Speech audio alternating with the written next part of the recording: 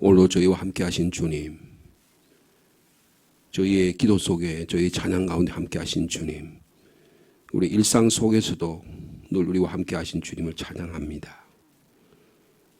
이 귀한 시간에 저희의 잠을 깨워주시고 저희의 게으름을 깨워주시고 또 주님의 전에 불러주셔서 감사합니다.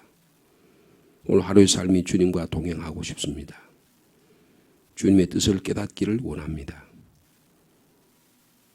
우리의 생명이, 우리의 시간들이 주님 앞에 갈 날이 점점 더 가까워오는데 주님에 갈 수 있는 준비들이 갖추어지기를 원합니다. 주님, 귀한 몸된 교회를 주시고 섬길 수 있는 시간과 믿음을 주셔서 감사합니다. 하나님 말씀을 읽을 수 있는 영적 능력을 주셔서 감사합니다. 세상에 보는 눈이 아니고 주님이 보는 눈으로, 성경이 보는 눈으로 세상을 바라볼 수 있는 이 관점, 믿음을 주셔서 감사합니다. 이 걸음걸음 걸어갈 때 주님이 우리와 동행하여 주시옵소서.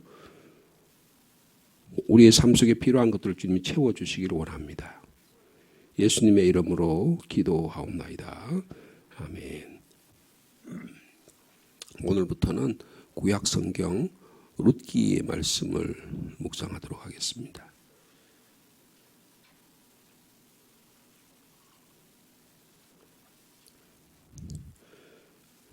사사기 다음이 룻기죠. 네.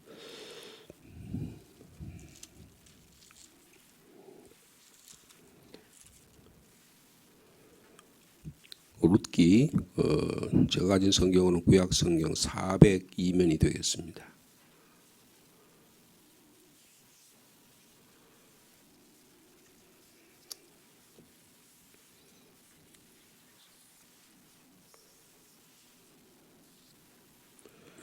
룻기 1장 1절에서 5절까지 말씀.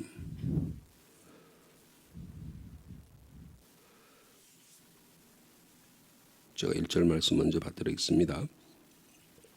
사사들이 치리하던 때에 그 땅에 흉년이 드니라. 유다 베들레헴의 한 사람이 그의 아내와 두 아들을 데리고 모압 지방에 가서 거류하였는데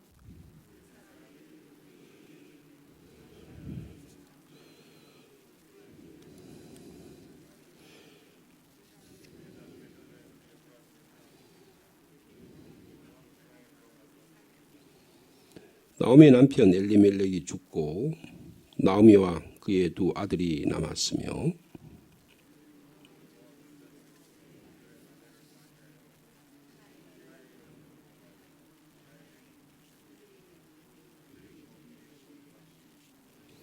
오절 말씀 같이 읽습니다. 말론과 기럨 두 사람이 다 죽고 그 여인은 두 아들과 남편의 뒤에 남았더라. 오늘부터 룻기 말씀을 저희들이 읽게 되겠는데요. 룻기는 다윗의 룻은 다윗의 증조 할머니입니다. 그러니까 이 이야기는 성경에 여기에 이 자리에 사사기 다음에 그리고 사무엘상 전에 그 사이에 이렇게 이야기 넣게 된 이유 중에 가장 중요한 것은 다윗 이야기 하려는 거예요.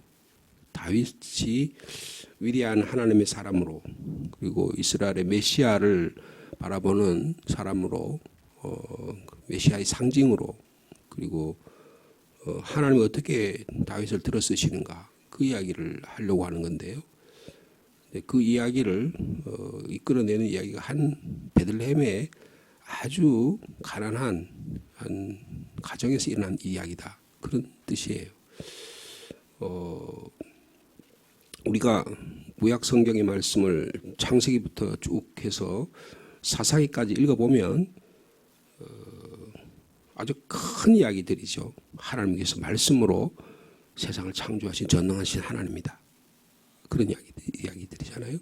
그 다음에 하나님께서 노아를 들으셔서 세상을 멸하시면서 또 새로운 것들을 만들어 가시는 하나님이시다. 그런 이야기들 우리가 읽어볼 수가 있습니다. 그 다음에 하나님께서 갈대아 우르에서 아브라함이라고 하는 믿음의 사람을 들어 쓰셔가지고 약속을 주시고 그리고 하늘의 별처럼 바다의 모래처럼 축복을 줄 거사. 그런 위대한 아브라함, 그다음에 이삭, 야곱 그리고 요셉의 이야기들 창세기에 쭉 펼쳐져 있잖아요. 믿음의 삶의 기초를 놓으시는 하나님, 그러면서 그들에게 복 주시기를 원하신 하나님, 그런 이야기가 창세기에 그리고 기록이 되어 있습니다. 또 이어서 이 출애굽기에서부터 신명기까지 보면 이 참혹한 종살이를 하는 가운데 있는 이 백성들을 10가지 재앙에 통해서 해방시키시고 홍해라는 것에서 죽음으로부터 해방시키시고 40년 동안의 광야에서도 만나와 메추라기를 주셔서 바위에서 샘물 나게 하셔서 이스라엘 민족을 이끌어 주시는, 그래서 또 거기서 또 훈련시키시고 단련시키시고 또 하나님의 말씀을 율법을 주시고 또 성소 하나님의 예배 드릴 수 있는 그런 훈련을 시켜서 드디어 가나안 땅에 들어가게 하시는, 그렇게 역사하시는 하나님, 역사하신 하나님, 그런 위대한 일들을 우리가 읽어볼 수가 있는 것입니다. 그뿐 아닙니다.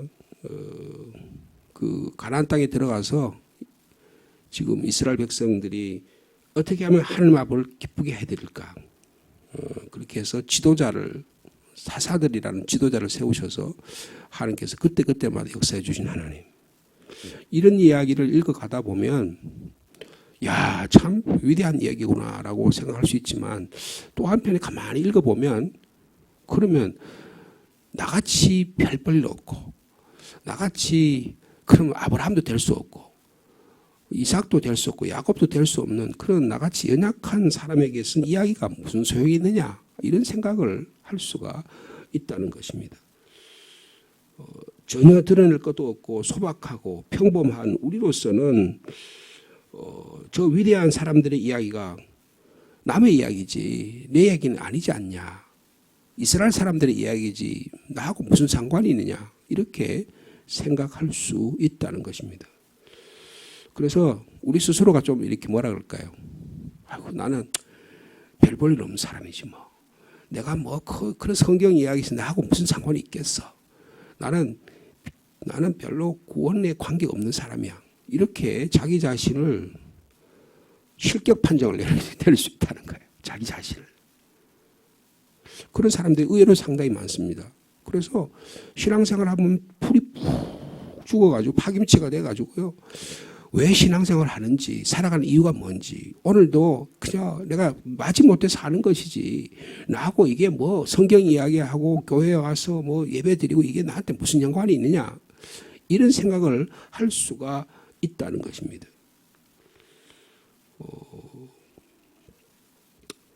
그게요, 내 안에 있는 죄 때문일 수도 있고 내가 막 그냥 이스라엘 백성처럼 완고한 내 안에 고집 때문일 수도 있어요.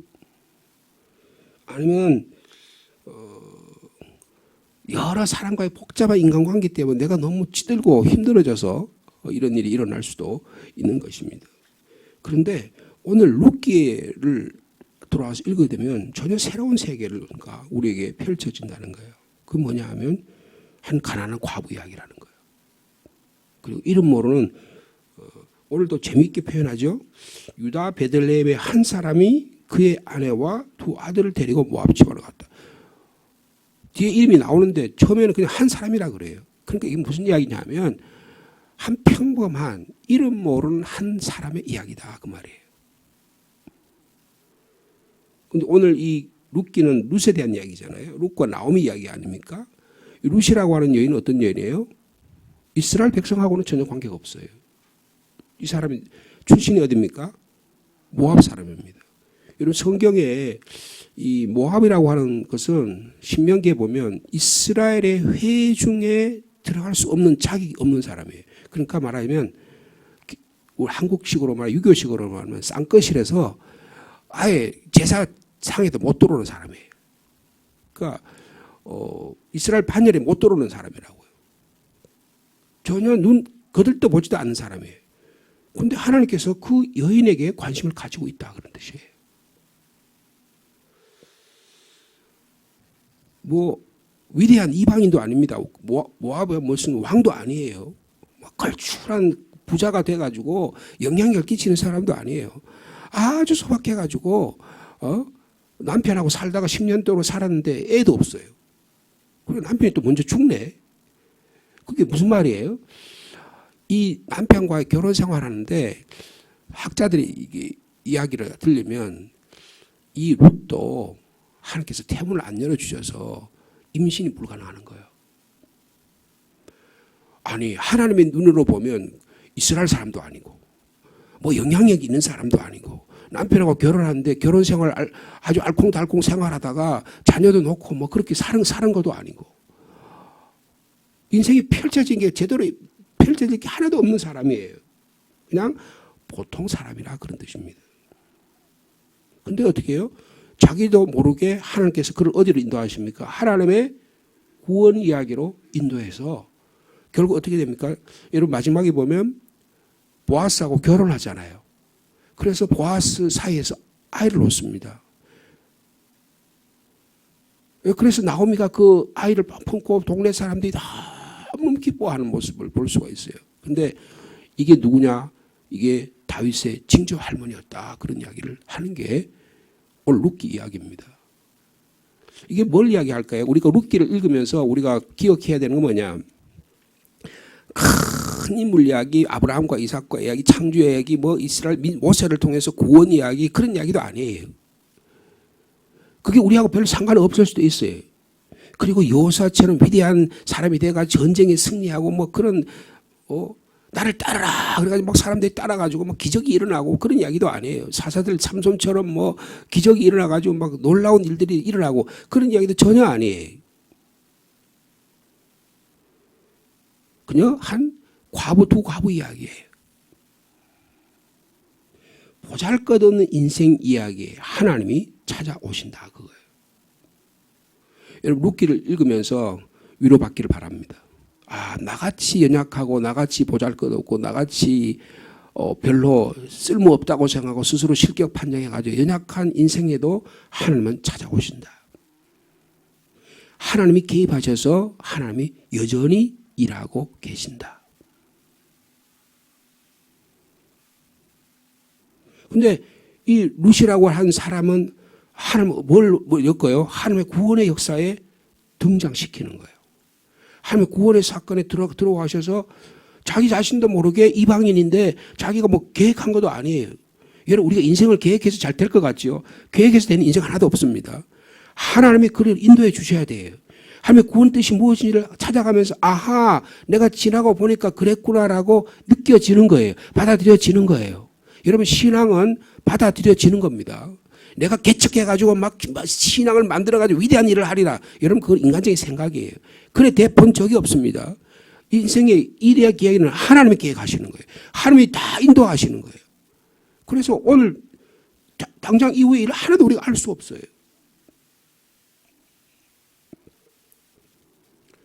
근데 하나님께서 사용하시잖아요. 이게 무슨 말입니까?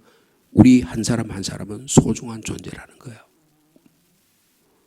여러분 룻기를 통해서 나의 가정이 얼마나 소중한 가정이라는 것을 깨달을 수 있는 귀한 시간들이 되기를 바랍니다. 그 한 사람 한 사람 가운데 지금도 하나님은 개입하신다는 거예요. 여러분 신앙이 뭡니까? 나 같은 죄인 가운데 주님이 찾아오셔서 예수 그리스도를 나의 구세주로 삼게 하셨다. 깨닫게 하셨다는 거 아니에요? 근데 이 룻기 이야기 뭡니까? 예수님 이야기잖아요.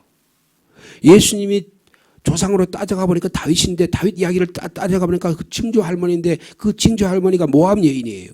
이스라엘 정통 사람들 레아의 출신 라헬로부터 나온 사람들도 아니에요. 그 모압 여인이에요. 근데 하나님께서 모압 여인을 통해서 들어 쓰신다니까요. 아니 이스라엘 입장에서 보면 아니 저 쓸모없는 인간을 하나님이 들어 쓰시네. 하나님은 쓸모없는 인간을 들어 쓰십니다. 내가 힘 있고 권력 있고 내가 뭐 베냐민 집하고 뭐고 어쩌고 그런 사람 들어 쓰시는 게 아니라는 거예요. 자 오늘 저희들이 룻기 말씀 첫 구절 읽었는데 자 우리 1장 1절 말씀 몇 구절 한번 같이 보시겠습니다. 1절 말씀 같이 읽겠습니다. 시작. 사사들이 치리하던 때에 그 땅에 흉년이 드니라. 유다 베들레헴 한 사람이 그의 아내와 두 아들을 데리고 모압 지방에 가서 거류하였는데 시대적 배경을 이야기하죠. 어떤 시대에 지금 이야기가 진행된다고요? 사사들이 통치하던 시대에. 여러분 사사들이라는 건 뭡니까? 바로 사사기가 앞에 룻기 앞에 사사기 있잖아요. 우리가 이 사사기 말씀 다 묵상했었잖아요, 그죠? 이 사사기는 왕이 통치하기 전 시대를 이야기해요. 그런데 사사기 마지막에 보면 그 바로 앞에 한번 보시면 뭐라고 되어 있어요? 사사기 마지막이 21장 25절에 그때에 이 사사 시대에는 이스라엘에 왕이 없으므로 사람이 각기 자기 좋을 대로 마음대로 행동했다. 자기 소견에 옳은 대로 행동했다. 그러니까 지멋대로 살아가는 거예요. 그 지멋대로 살아가는 게 어떻게 합니까? 나라가 너무 혼란스러운 거예요. 내가 최고다. 네가 최고다. 내 멋대로 한다. 내 뜻대로 하겠다. 이스라엘이 가나안 땅에 들어갔는데 이 블레셋 족속을 비롯한 여러 족속과 갈등 때문에 이스라엘 사람이 정신을 못 차려요. 피비린내는 전쟁이 계속됩니다. 그러면 또 하나님께 사사를 보내가지고 이 사람들 또 막 구해요. 그러면 조금 하나님 감사합니다 그러다가 그 다음에 또 내가 그래도 내 뜻대로 살지 뭐 하고 또 막 지멋대로 또 살아가요. 그럼 하나님께서 막 흔들어가지고 또 다시 본래로 갖다 놔요. 그럼 또 아이고 하나님 감사합니다. 눈물 콧물 짜다가 또 어떻게 해요? 또 지멋대로 또 가요. 여러분 개를 말이에요. 새끼를 키워놓으면 여러분 3개월 안에 교육을 시켜야 됩니다. 막 예를 들면 진돗개 순종, 막 세파도 순종 이런 거 있잖아요. 그래가지고 야 이게 멋진 순종이다. 그러면 그냥 가만 놔두면 어떻게 돼요? 똥개 돼요. 제가 서울에 살 때 이 집이 마당이 큰 집에 살았는데 진돗개 순종을 앞집에서 줬어요. 그 앞집에 분이 마포구청에 무슨 과장이셨는데 그분은 그 전라도 진도 사람이에요. 그래가지고 진돗개를 가지고 왔는데 순종이 안 순종하고 그 집 앞에 자기 집에서 키웠어요. 그 사이에 새끼가 5마리가 났는데 그 중에서 3번째를 순놈인데 저한테 줬어요. 이름이 번수예요. 족보도 있어요. 얼마나 잘생긴지 몰라요. 꼬리가 이렇게 딱 휘감으면요.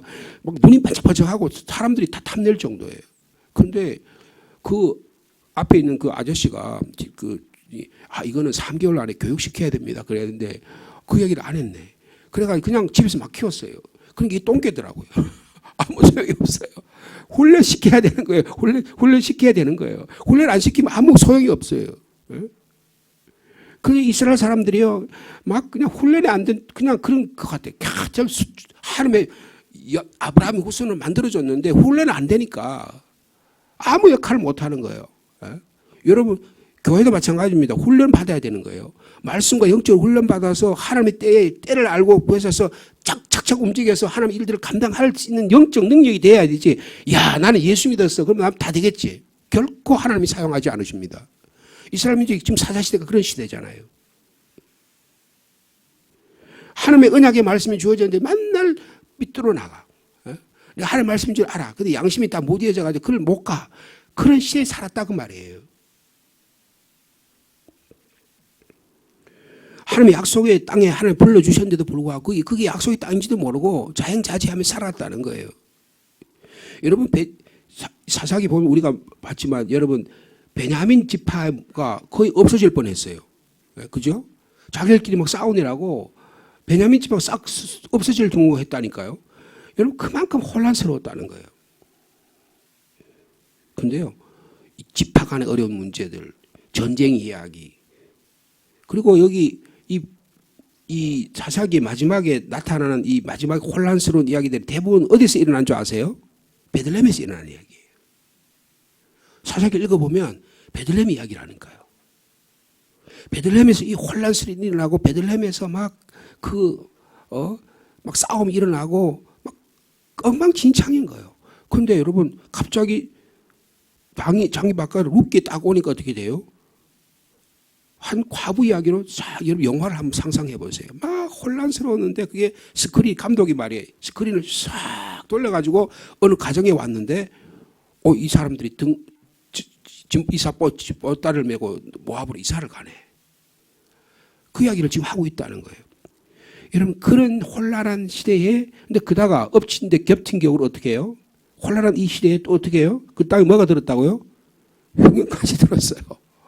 이게 뭐 감당이 안 되는 거예요. 감당이 안 되는 거예요. 여러분 우리 삶 속에 그럴 때가 있잖아요. 너무 살기 힘들어. 근데 이것도 코로나 걸려가지고 3년 동안 막 엎치기 덮치기 그러면 그냥 몸을 이리치기 저리치기 하고 사람을 막 휘잡게 만들고 어렵게 만들잖아요. 기근이 찾아오잖아요. 근데 그래가지고 야 이거 살 빠가 못 돼가 내가 싶어가지고 어떻게 합니까? 이 사람이 아내하고 두 아들 데리고 모압 지방에 가서 여기 거류했다 그래서 이 거류했다는 말은 거기 가서 이민 갔다 그런 뜻이 아니라 내가 잠깐 갔다 오겠다 그런 뜻이에요. 거류한다는 말은 잠깐 머무른다 그런 뜻의 의미를 갖고 있어요. 그러니까 이 사람이 말이에요. 옛날에 경상도 보릿고개가 있었잖아요. 그래가 경상도 보릿고개에 있으니까 춘궁기가 되면 너무 힘들어가지고 그냥 조금 목표를 해가지고 산에 가서 막 껍데기 산에 소나무 껍데기도 뺏겨 먹고 그랬을 때 시대가 있었잖아요. 근데 그 동네 이름이 뭐예요? 그 사람이 살던 동네 이름이 유다 베들레헴. 베들레헴이 무슨 뜻이에요? 떡집이죠. 떡집에 떡이 없어. 떡집에 떡이 없어가지고 이사를 가야 된다니까요. 제가 어릴 때 우리 아버님이 봉화읍내에서 기름빵을 했어요. 하나님 축복해서 기름빵이 잘 됐어요. 그러니까 아버님이 욕심이 나서 떡집을 했어요. 방앗간을 했다니까요. 그 방앗간도 잘 됐어요. 그래서 명절이나 되면 막 방앗간에 떡하러 오잖아요. 그러면 제가 지금도 기억납니다. 그러면 아버님이 하루 종일 하고 나면 피곤하면 저보고 일을 시켜요. 그러면 이렇게 떡을 빼면 그 기계가 있잖아요. 그러면 그 기계 안에 이렇게 모터 안에 이렇게 빙글이 돌아가는 떡을 만드는 그 기계가 있어요. 근데 그 안에는요, 그 떡가래 그 안에 이만큼 들어 있습니다. 그걸 다 꺼내야 돼. 그건 제가 해야 할 일이에요. 그러면 저녁 때가 돼가지고 하면 떡을 이렇게 꺼내면 이만큼 한 대쯤 될걸요? 그럼 그거 우리가 먹는 거예요. 그래서 우리가 참기름찌개 하니까 참기름 찍어가지고 소금 찍어 먹으면 얼마나 맛있겠어요. 지금도 막 침이 넘어가네. 예? 아니 떡집에 떡이 없어요. 한 축복한 집인데 한 축복이 없어요. 하나님의 사람입니다. 예? 근데 이 사람이 어디 사람이라 그랬어요? 베들레헴 사람인데 자, 그 2절 말씀 보면 2절 말씀 읽겠습니다. 시작. 오늘 배경만 잠깐 보시는 거예요. 2절 말씀 읽겠습니다. 시작. 그 사람의 이름은 엘리멜렉이요 그의 아내의 이름은 나오미요 그의 두 아들의 이름은 말론과 기련이니 유다 베들레헴 어디라고요? 에브랏 사람들이었다. 에브랏이라고 하는 말은 여러분 미가서 5장 2절에 보면 유다 베들레헴 에브라다야. 너는 유다 족속 중에 작을지라도 너는 이스라엘 쪽에서 다스릴 자가 나온다. 그 에브라다라고 하면 에브랏이라는 것은 아주 미미한 동네라 그런 뜻이에요. 베들레헴에서 에브랏 출신이라고 하면 아이고 저거 베들레헴 동네에서 저거 찌질이 가난하게 사는 사람 뭐 그런 뜻이에요. 그러니까 아주 작다 그런 뜻이에요. 아주 보잘것없다는 거예요. 근데 그 보잘것없는데 어디까지 하나님께서 추락을 시켜요? 흉년이 들어가지고 베들레헴에도 못 살아. 다른 사람들 베들레헴에 그래서 땅에도 몇 마디 있고 뭐 그래도 부모로부터 물려받은 재산이 있어가지고 거기 살만한데 이 사람은 그것도 없어. 그래서 하도 할 수 없어서 나오미가 무슨 뜻입니까? 여러분 기쁨이란 뜻이에요. 여러분 그 모델이 있잖아요. 그 외국의 모델인데 나오미라는 모델이 있습니다. 약간 흑인 피를 받은 사람인데요. 세계적인 스타입니다. 지금은 이제 한물 갔는지 모르겠는데 나오미라는 그 패션 모델이 있어요. 그게 무슨 뜻이에요? 기쁨이란 뜻입니다. 하나님께서 그걸 기쁨으로 이름을 달콤하고 유쾌하고 삶의 아름다움을 주고 사랑스럽고 그런 여인으로 불러줬어요. 그런데 이 여인이 남편 잘못 만나는지 어떻게 할지 모르겠지만 가지고 사는데 남편이 덜컹 죽네요. 모압에 갔는데 남편이 죽어요. 거기 보세요. 3절에 보면 나오미의 남편 엘리멜렉이 죽고 그러니까 엘리멜렉은 별로 중요한 역할을 못해요. 그냥 엘리멜렉이 죽었다는 거예요. 그 다음에 나오미와 그의 두 아들이 남았다. 그 나오미의 인생이 이제 앞으로 어떻게 기구한 인생이 펼쳐질 내용을 지금 소개하고 있는 거예요. 5절에도 그랬죠. 말론과 기련 두 사람이 아들이 다 죽고 그 여인은 나오미는 두 아들과 남편의 뒤에 남았더라 그랬어요. 이 아주 기구한 인생입니다. 그리고 이 올 본문의 주인공이 누구예요? 룻이잖아요. 룻은 결혼 10년 동안 이 나오미가 그래 남편이 먼저 돌아가셨어요. 그래가지고 어떻게 살까 저렇게 살까 내가 고향으로 돌아갈까 별 생각 다 했겠죠. 그냥 아니면 내가 차라리 그냥 이 세상을 하직할까 뭐 별 생각 다 안 했겠어요. 우리 식으로 하면. 근데 그래도 내가 내 자식이 있으니까 살아야지. 다 부모님 그런 마음으로 살잖아요. 자식 때문에 살아요. 저 남편 저거 내가 왼수야. 내가 저 인간하고 내가 살 마음이 없지만 내가 자식 때문에 살아. 이런 그런 가정이 얼마나 많습니까? 저한테 상담하는 분이 있어요. 목사님 제가 도저히 못 살겠어요. 어떡할까요? 그냥 막 그렇게 있어요. 에? 여러분 결혼 10년 됐는데 아기도 없어요. 에? 근데 아들이 또 덜컹 죽어요. 두 아들이 죽어요. 사라 같아. 라헬 같아. 에? 한나 같아. 하나님이 그런 사람을 들어 쓰신다는 거예요. 남편 엘리멜렉이 죽고 두 아들 말론과 기론이 죽고 어떤 눈으로 어떤 입장에서 보면요. 하나님이 왜 그 모압 땅으로 갔어? 여기 베들레헴에서 살아남아야지. 너 믿음의 사람인지 믿음의 땅에 살아야지. 네가 왜 그쪽으로 갔어? 하나님께서 저주하셔가지고 심판하가지고 그를 죽게 하셨다. 이스라엘 사람들은 그렇게 생각한대요. 전통적인 성서적 입장에서 모세 오경 입장에서 그렇게 생각하는 경우가 있대요. 전통적인 해석이래요. 하나님의 축복의 땅 베들레헴을 거기 머물러야 되는데 이방 땅으로 갔기 때문에 하나님께서 그 세월 이쪽으로 이사를 갔기 때문에 하나님의 심판의 결과로 그래서 그다가 또 모압 여인까지 결혼했네. 이방 여인과 살도 섞지 말라 그러는데 모압 여인까지 결혼했으니까 그래가지고 다 그냥 하나님께서 다 쳐버렸다. 그렇게 볼 수도 있지만 하나님은 그런 뜻이 아니라는 거예요. 여러분 우리가 보는 눈과 하나님이 보신 눈이 다르다는 거예요. 여러분 하나님이 보는 눈으로 우리 자신을 해석할 수 있는 능력이 있기를 바랍니다. 근데 그게요 당장 내 안에 다 해석이 안 돼요. 시간이 지나고 하나님 뜻을 우리 경험해보고 반추해보고 아하 후회해보고 하나님께서 회개하고 그러다 보면 아 이게 하나님의 뜻이었구나를 깨닫게 된다는 것입니다. 낯선 땅에 다른 사람의 남자들의 도움을 전혀 받지 못한 한 여인을 한번 생각해 보세요. 어떻게 되겠습니까? 맨날 얼굴이라도 반발하고 그래도 막 하면 어떻게 하겠어요? 막 그냥 날마다 그래가지고 그냥 건드리려고 그러고 그냥 공격해야 되고 막 그런 일들이 우리 주변에 얼마나 많이 일어나겠어요? 자녀를 키우려면 그 여인의 기구한 인생이 얼마나 심하겠습니까? 그런데 그 든든하던 두 아들까지 죽었네. 그리고 지금 남아있는 게 누구예요? 자기와 전혀 관계없는 두 며느리만 있어요. 오늘 본문을 보세요. 5절에 말론과 기론 두 사람이 다 죽고 앞에 흉년이 들었다. 남편이 죽었다. 전부 다 부정적인 이야기잖아요. 사사들이 하는데 나라는 제대로 통치를 못해가지고 엉망진창이에요. 네가 옳으니 내가 옳으니 만일 재판에 끌려다니기는 하고 뭐 이 모양 이 꼴이에요.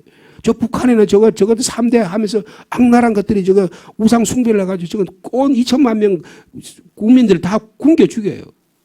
우리가 그런 지금 사사시대에 산다니까요.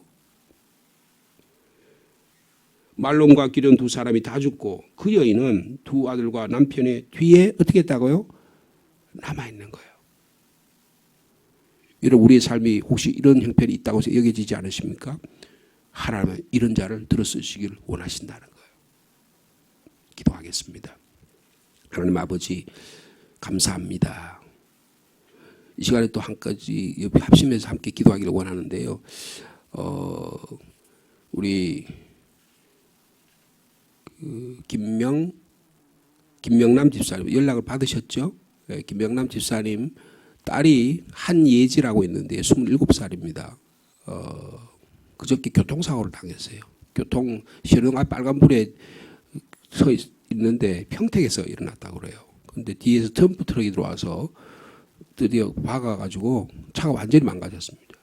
그리고 그 딸 예지가 머리가 한 몰이 됐어요. 그리고 대퇴부가 완전히 나가고 갈비뼈가 몇 개가 부러지고 지금 의식이 없는 상태에서 아주대 병원에 있는데 오늘 이제 전신 마취를 해서 몸이 이제 수술을 받을 상태가 되면 오늘 수술하게 될 그런 상황 가운데 있습니다. 저희들이 어저께 매일 묵상 기도 시간에도 같이 기도를 했는데 이 아침에 전신 마취가 잘 되고, 그래서 그 상황 가운데서 죽지 않은 것만 해도, 이제 우리 김명남 집사님 이야기는 딸이 죽지 않은 것만 해도 감사하다고 생각한대요. 근데 그런 상황 가운데 하나님께서 생명을 살려주셨는데, 하나님께서 치료와 회복을 수술 과정 가운데 하나님이 개입해 주셔서 고쳐주시고 치료해 달라고 목사님 꼭 기도해 주세요. 이렇게 그저께도 전화를 하셨고요. 어저께도 또 전화를 해 주셨어요. 오늘 지금 언제 수술이 될지 모르겠지만 모든 일이 잘 수술 일정이 잘 진행될 수 있도록 기도를 부탁해 왔습니다. 여러분들 김명남 집사님의 딸 한예지 양 27살 지금 아주대 병원에 지금 응급실에 누워 있습니다. 그를 위해서 합심해서 기도해 주시면 감사합니다. 먼저 1분 동안 잠깐 우리 그 딸을 위해서 합심해서 함께 기도하십시다. 하나님 아버지, 한예지 27의 젊은 우리 믿음의 딸입니다. 우리 김명남 집사님의 딸 귀한 생명인데 큰 사고로, 불의의 사고로 고통 가운데 있습니다. 주님 이 시간 병상에 찾아가셔서 꺼져가는 생명을 살려주시고 다친 부위들을 주님 어루만져 주시고, 주님 이 시간도 사랑하는 딸아 내가 너와 함께 하노라. 달리다쿰 소녀야 일어나라. 주님 아주대 병원에 있는 의사들과 간호사들과 여러 수술 장비를 통해서 수술이 잘 이루어지기를 원합니다. 함몰된 머리 부분이 주님 회복되게 하여 주시옵소서.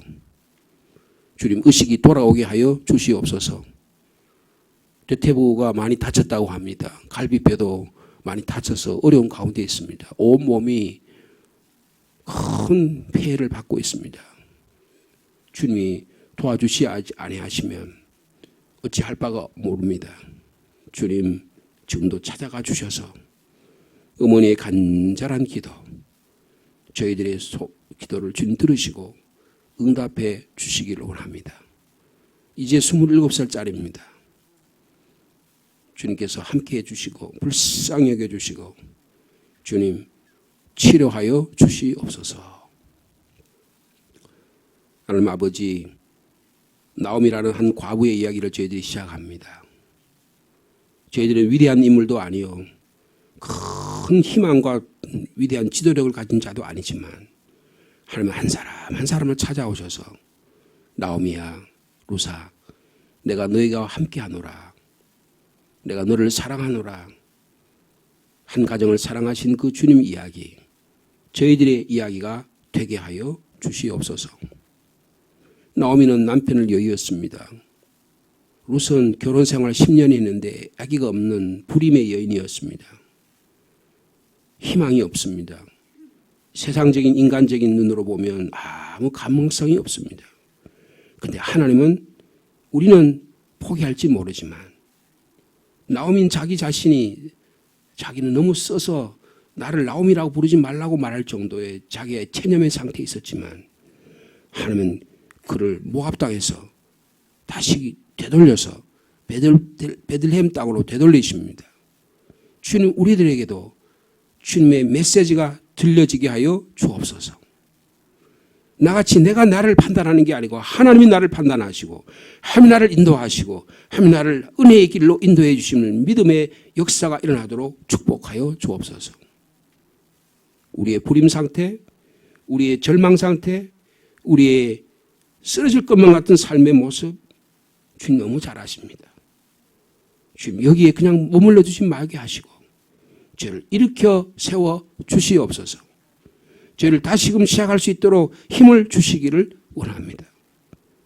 주님 우리가 펄푸적 넘어져서 눈물만 흘릴 게 아니고 다시금 일어나서 주님 저와 함께해 주실 줄 믿습니다. 저를 통해서 일어나는 하나님의 놀라운 일들을 제가 감당하기를 원합니다. 그런 한 분 한 분 될 수 있도록 인도하여 주시옵소서.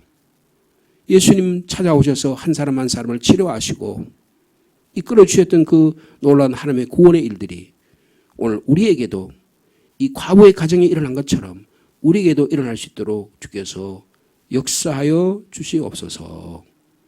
룻기 말씀을 읽으면서 주변을 돌아보게 하시고 주님 나오미와 룻과 같은 연약한 지체들을 돌볼 수 있는 우리의 영적 안목도 넓혀지는 은혜가 있도록 주께서 축복하여 주시옵소서.